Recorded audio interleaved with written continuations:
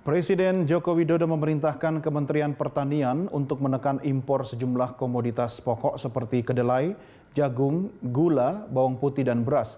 Kepala negara menilai Indonesia harus mampu memproduksi kelima komoditas tersebut dalam jumlah yang besar, salah satunya melalui proyek lumbung pangan atau food estate.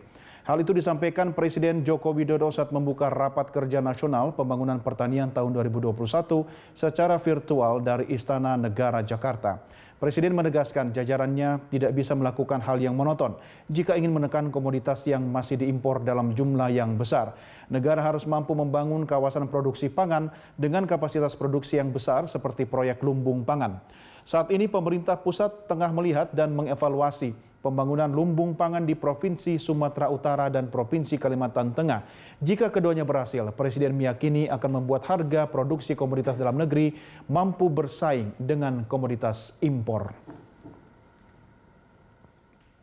Yang saya hormati para gubernur, bupati, wali kota, dan seluruh pejabat Eselon 1, Eselon 2, Kementerian Pertanian.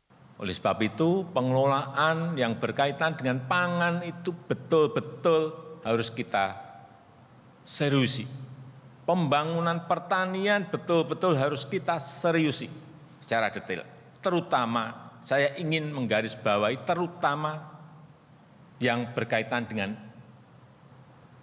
komoditas pertanian yang impor. Kedelai, hati-hati. Jagung, hati-hati. Gula, hati-hati. Ini yang masih jutaan-jutaan. Jutaan ton. Bawang putih. Beras. Meskipun ini sudah 2 tahun kita, hampir 2 tahun kita enggak impor beras.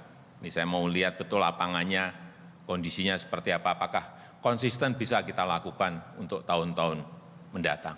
Tetapi yang tadi saya sampaikan, barang-barang ini harus diselesaikan. Urusan bawang putih, urusan gula, urusan jagung, urusan kedelai, dan komoditas yang lain yang masih impor, tolong ini menjadi catatan dan segera dicarikan desain yang baik agar bisa kita selesaikan.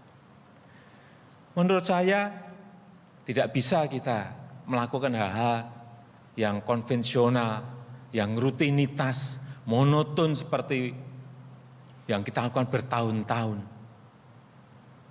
Kita harus membangun sebuah kawasan yang economic scale, nggak bisa kecil-kecil lagi.